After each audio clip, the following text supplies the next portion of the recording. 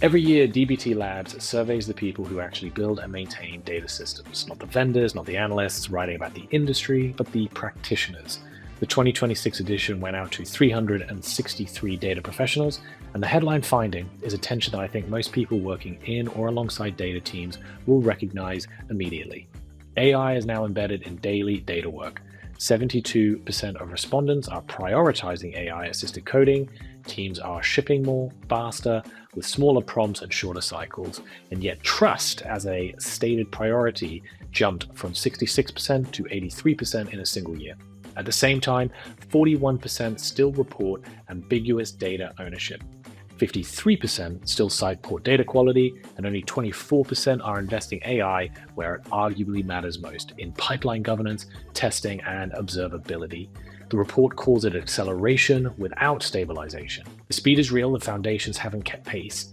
That paradox is what we wanted to dig into today on Eventual Consistency. We're not here to recap the report, but use it as a lens on a bigger question. What is AI actually doing to the relationship between data teams and the rest of the business? I'm joined by Ross Katz, who obviously is usually on the other side of the microphone over at Cordine. He works with organizations across a bunch of industries as their external data team, which gives him a vantage point that most internal practitioners don't have. We get into what that acceleration without stabilization actually looks like inside organizations, why the bottleneck has shifted from infrastructure to accountability, how data teams are navigating the shift from being an enablement layer to a control layer, and what the attention economy means for how teams decide what they say yes and no to.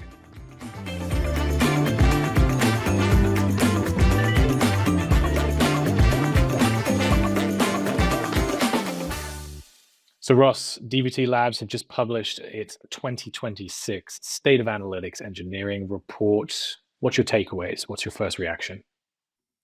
Yeah, I mean, I think the first reaction is obviously that AI is changing the way all of us do our jobs, and the people who do data work, which is sort of central to the way that AI is used at organizations, is no different than the rest of the workforce who are dealing with AI.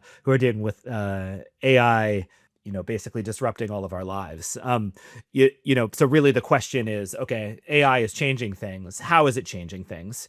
And then what are the expectations that these different roles within the data ecosystem have about how things are changing, how they should change, how they're going to change? And what you see is like, different groups have different expectations for how much trust you should have in your data infrastructure, how fast things should move inside of the data infrastructure, and then also the quality and reliability related to trust of the data that you're getting back, and then how much should all of this cost?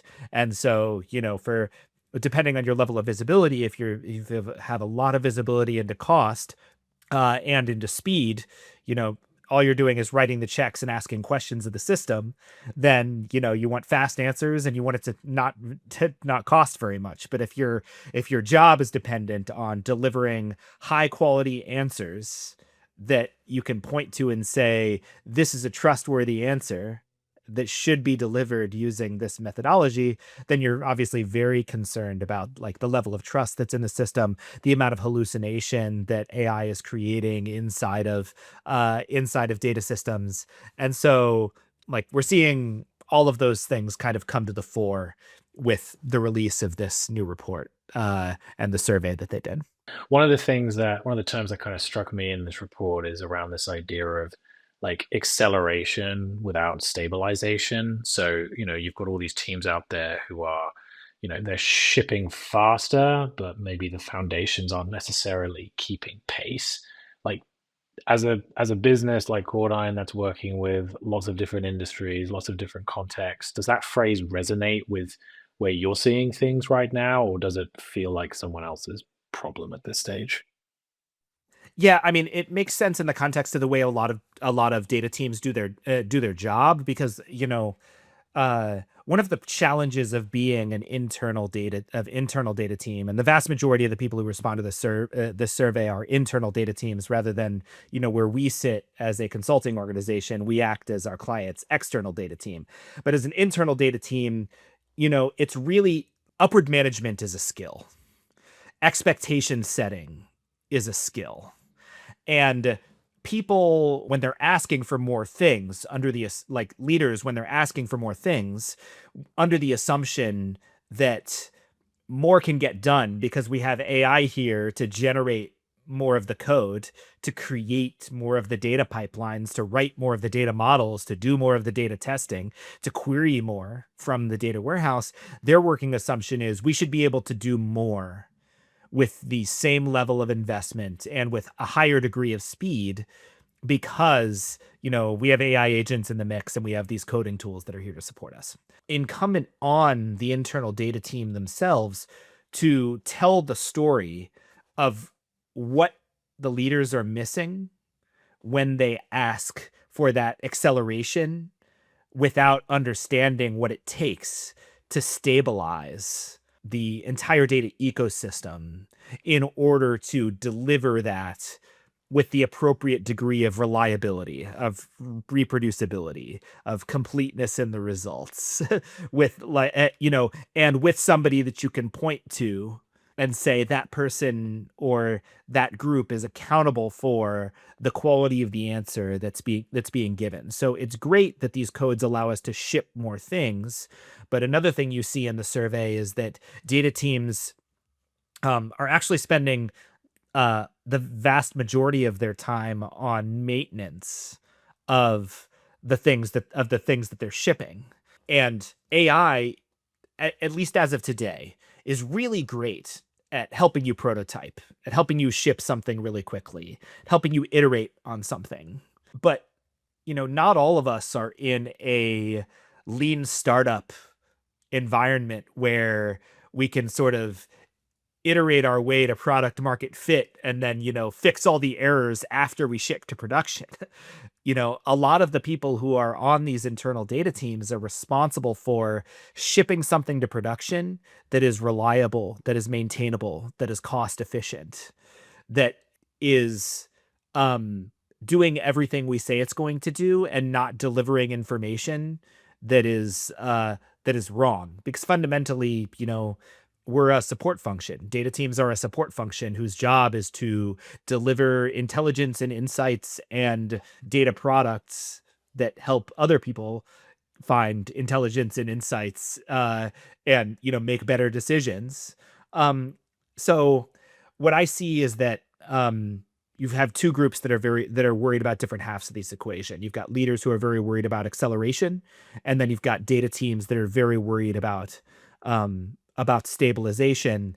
And I put the onus on the data teams to do the internal work, the non-data work, the bureaucracy management work, the upward management work of setting expectations for what it really means if we're doing a ton of prototyping and not a lot of stabilization, for the long-term, trajectory of the organization in terms of data maturity.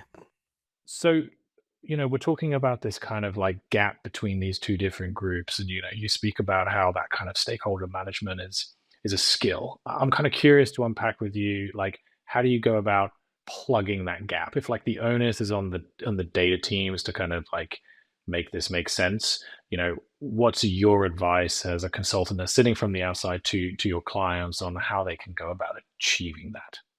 Yeah. Well, I mean, honestly, this is one of the reasons why we're brought in regularly. So, depending on the nature of the organization that you're in, if you're not in an organization that sort of values direct speaking to people above you, or you have a manager who's got sort of or a director or a VP or a CEO who has sort of a fragile ego about being challenged, or every idea is a good idea as long as it came from them first, which are all like, these are different kinds of stakeholders I've had to deal with previously. You have to be able to analyze the landscape and say, how are decisions scaffolded in this environment? And what is the way that I can intervene in the environment in order to influence the way that decisions get made? And so there are some environments that are highly relationship driven, where your job is to cozy up to the decision makers, make it clear that you're on their team, make them feel that you are supporting them. And then once you've built the strength of the relationship, then you're able to sort of, by the way, pass your own viewpoints to people in decision making roles so that you know that your voice is being reflected in the room. There are other environments that are very information driven in terms of like how scaffolding decisions, the companies that have gone all in on bring data to every decision that's going to be made. And you would think that a data team would be in a really strong position to do that. But one of the challenges in some of these company environments that are sort of focused on objectivity is that, just by nature of your role, they're immediately skeptical of like the data that you're bringing. Like, you have sort of an understanding of the data and you have a vested interest in the way the decision comes out. So, what'll often happen is you'll get challenged on both of those things, the nature of the data and the nature of the, like, where you sit and how your own viewpoint is constructing the recommendations that you're making. Some of the issues are that, depending on where you are in your career relative to the people you're reporting to, you're just viewed as a cost center. Or you're not in a position to necessarily influence, for example, budget allocation toward the data team. You might not even have visibility into budget allocation to the team. And this is something that came out of the DBT Labs survey as well, is that there are a good number of data teams that don't have visibility into like where their budgets are even going. And so these decisions are being made without their understanding or without their voice in the room. And oftentimes what we're asked to do as consultants is come in and bring that voice of experience, that authoritative perspective that comes from across organizations, and that sense that, at the end of this assessment, you can choose to fire us or continue working with us. We don't have a vested interest in the outcome. So we're asked to bring that neutrality to the conversation in order to guide the organization in the right direction based on what your strategic priorities are and what the facts are on the ground in terms of how decisions are made and how data flows through your system today, and what your vision is for the way that AI delivers value for your business in the future. So those are some of the things I would think about as I was looking at the landscape and trying to figure out how to push the organization in a direction that acknowledges the investment that's needed in something like stabilization, or in the investment that's needed in foundational data capabilities, foundational tooling, foundational data modeling with a language like DBT in order to ensure, or with a framework like DBT, in order to ensure that all of the speed that we want for these decisions isn't coming at the expense of the quality and the cost that we also want to manage and meet organizational standards for. I mean, speaking about budgets, I think one of the stats that stood out to me from the report is that there seems to be, well, I think they cited, a 50% increase, according to respondents, in compute and warehouse costs, but only then 36% of teams report rising team budgets. How do you rationalize that, and how does that kind of squeeze change, I guess, what a team says yes or no to? Fundamentally, we used to say that the biggest constraint that we have is time. Some organizations experience the biggest constraint that they have as being money.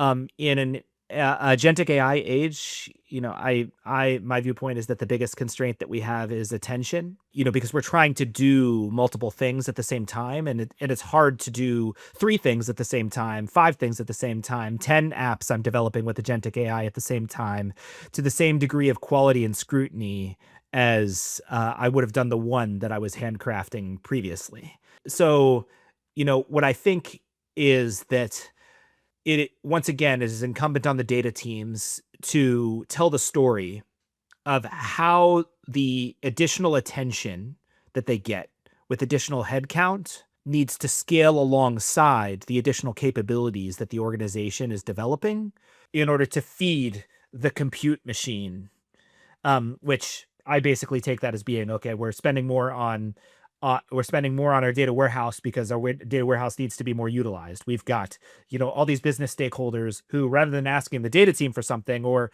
not never asking it in the first place because they never had a way of getting the question answered, they're vibe coding an app with ChatGPT or Claude or Gemini that's hitting the data warehouse, and maybe with queries that are not optimized, or for which the warehouse was not designed to serve these queries. The data hasn't been modeled in a way that supports answering these questions in reliable and reproducible ways. Well, the story that needs to be told is, okay, you want to be able to ask these questions and do exploratory data analysis using agentic AI. We support that. We think that that is a great path for our organization to go down. We're finally getting to a place where at least like we can see on the horizon true democratization of insights and of the ability to ask questions at scale.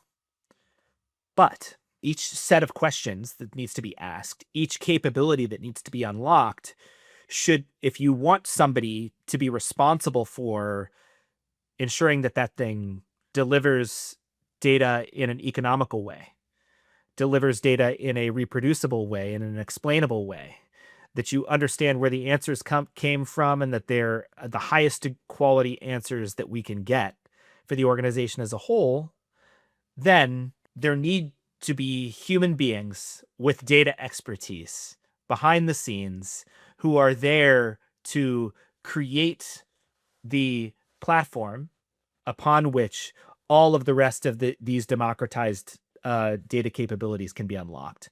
And what we see in the DBT Lab survey is basically like the tug of war that's going on between those two forces, between the leadership who sees only the opportunities for both bigger, better, faster data data apps at lower and lower costs, and the people who are potentially going to lose their jobs if the wrong decision gets made based on the data that that they are the owners of, and them waking up in a cold sweat in the middle of the night, because they're not being set up to succeed, they're being set up to fail. As data leaders, it's our job to recognize tensions like this. Like, we're the interface between the people who are doing the data modeling and the leaders who are making decisions, or who are investing in the data platforms that allow the company to be successful.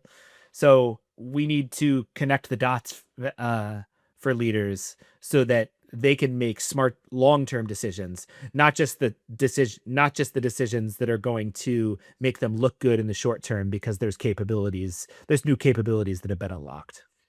So yeah, as you're talking, it makes me think about this kind of iron triangle concept. Like you can have two of three things. You can have things fast, cheap, or good. Like pick two, but you can't have all three.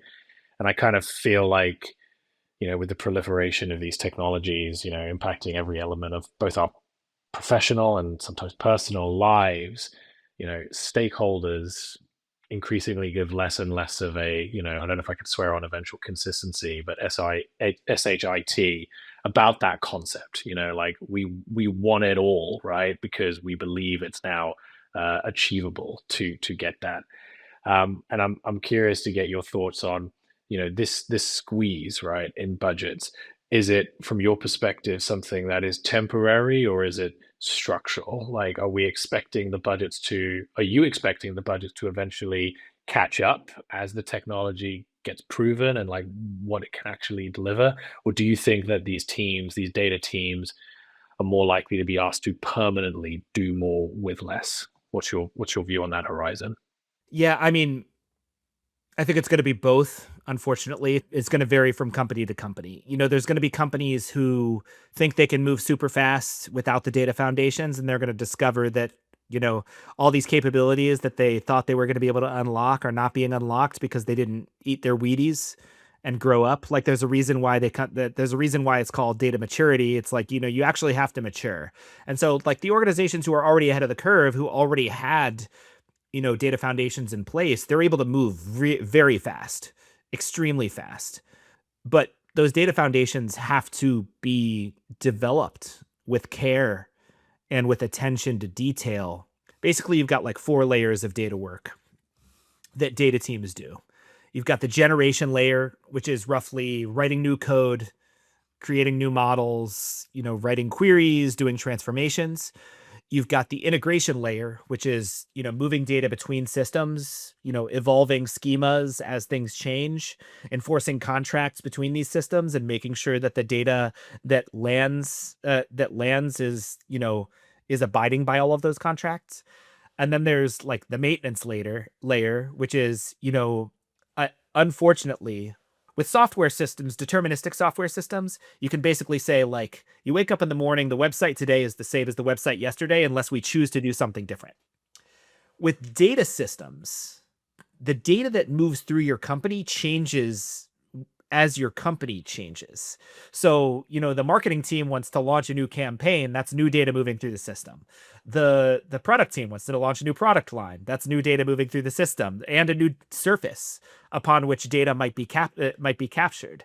Your financial team wants to break out expenses in different ways. Well, somehow all of those categories have to make it into the system so that those breakouts are being reported in the way that the finance team needs to see them. So every time something like that happens, there's maintenance activity. So this is the maintenance layer. You have to refactor the existing models. You have to debug problems that are happening in the integration layer, and you have to, understand the legacy logic and, maybe like reconstruct the data systems in order to meet the emerging requirements of the business.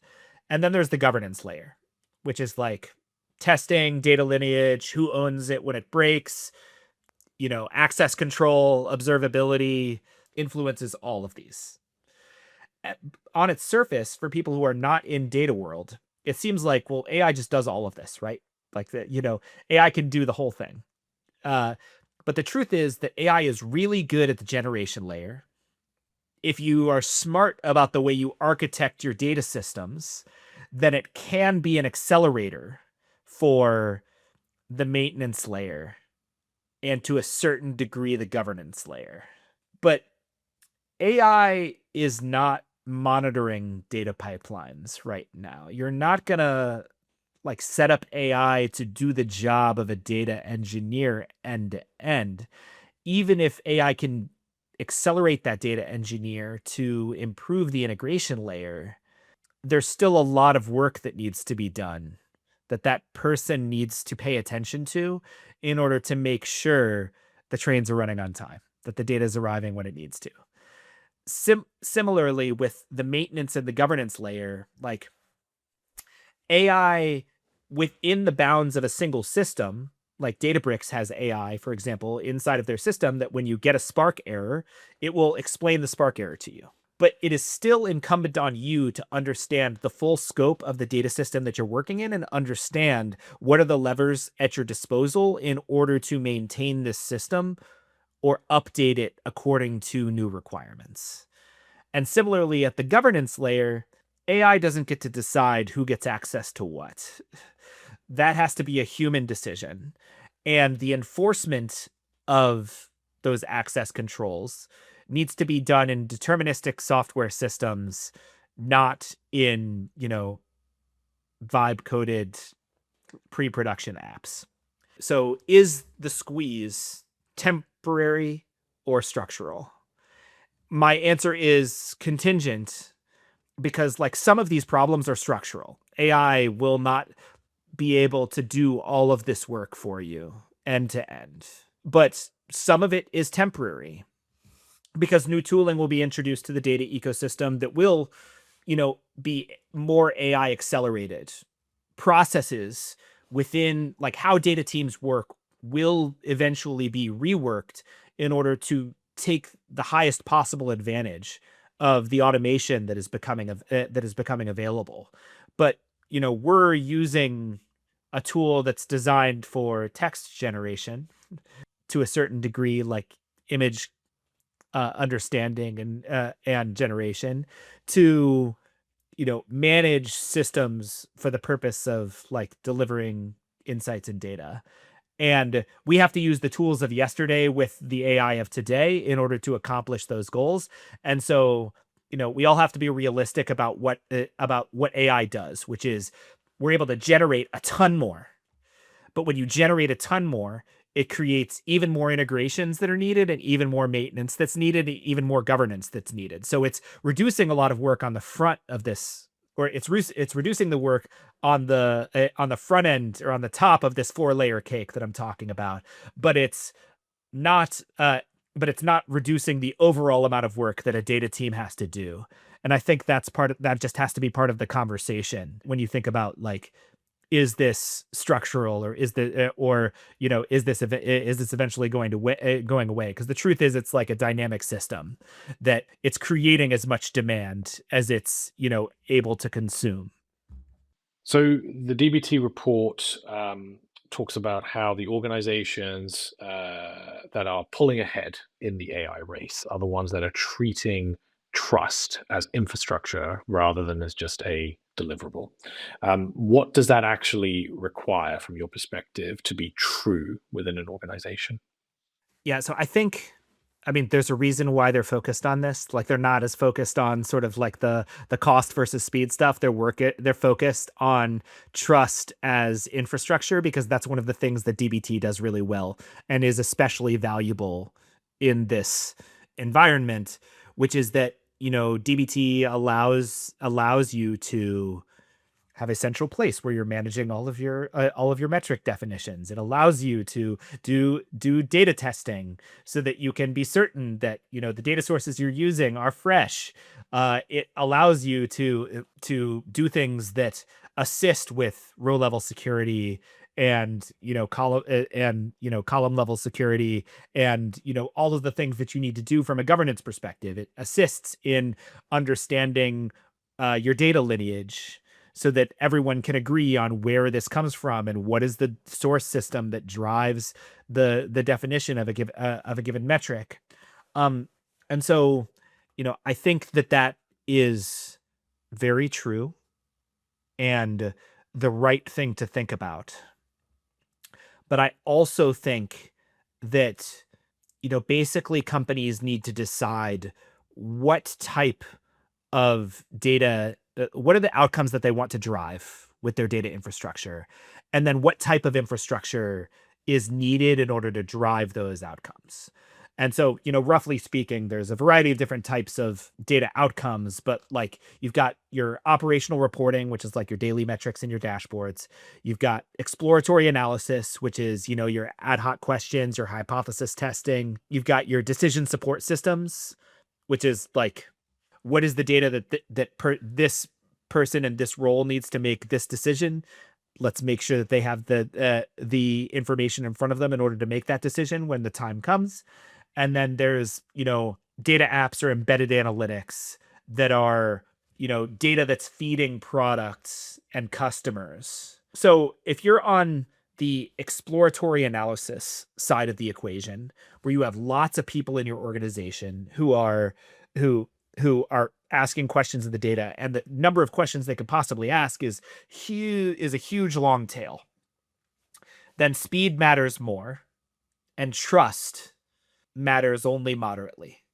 It's not like it, you're really just trying to give people the tools that they need in order to spelunk through it. And then once they get to a place where they've got like a critical insight, then you can sort of deep dive on that critical insight. But, at that point, you can assign it to a human being who already knows your data model. So like, trust as infrastructure is not necessarily needed there. But when you're talking about, operational reporting, speed matters less, trust matters a lot. People are making daily decisions based on these dashboards. People are getting hired and fired based on the data that's happening in here. Like, trust is really important. Speed, speed to the answer is You not can so important. sacrifice. You can Yeah. sacrifice it. If it's decision support, you know, both matter, but trust is slightly higher. And then if it's embedded analytics, then it's basically both at a maximum. But usually, even then, trust is the highest. So, like, I think that it's just it like trust as infrastructure is absolutely one of the messages that I would take away from this report. DBT obviously has a vested interest in sending that message with this report because they're a critical component of trust as infrastructure. But depending on your use case, the level of trust that you need may vary. And I would actually like to complicate the different types of like data problems that I just described, like on a use case by use case basis. I would be thinking about how important is it for us to just have something that gets us an answer versus how important is it for us to have something that is reliable, repeatable, auditable, like with completely bulletproof access controls, et cetera, et cetera, et cetera. And, those kinds of requirements are what drive the infrastructure that you build because it's not a one size fits all thing.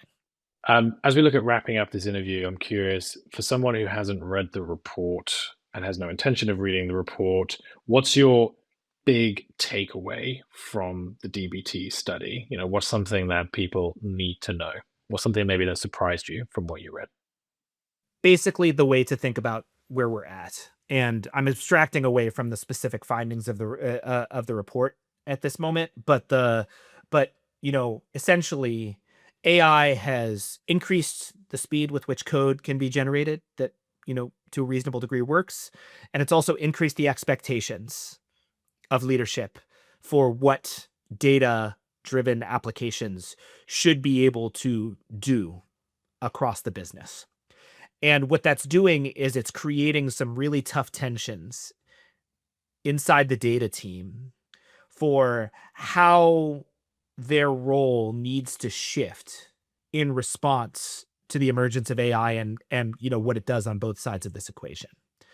And so what I like where I see this going, what I see this happen is essentially data teams are going from we are an enablement layer, like we're enabling all of these other use cases across the organization. Somebody talks to me every time they have a new use case, and it's my job to make sure that they're set up to succeed by building a machine learning model for you or setting up data infrastructure for you or you know building you the dashboard that's going to answer the question that you have every day.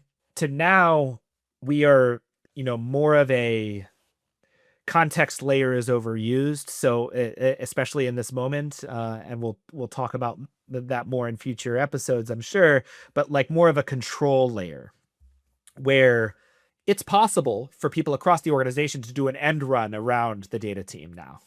Like people can get answers to questions they couldn't get before. They used to have to ask you just because you were the only person who could write SQL. Now they can use an agent to get an answer to their question. Is that answer right or wrong? We don't know.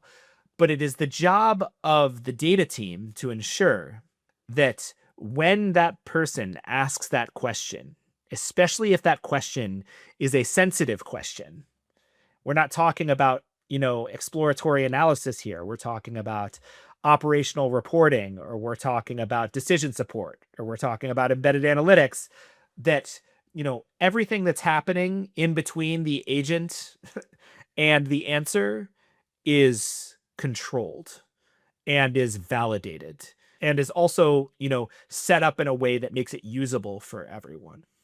And so in some ways we're all becoming data platform teams now.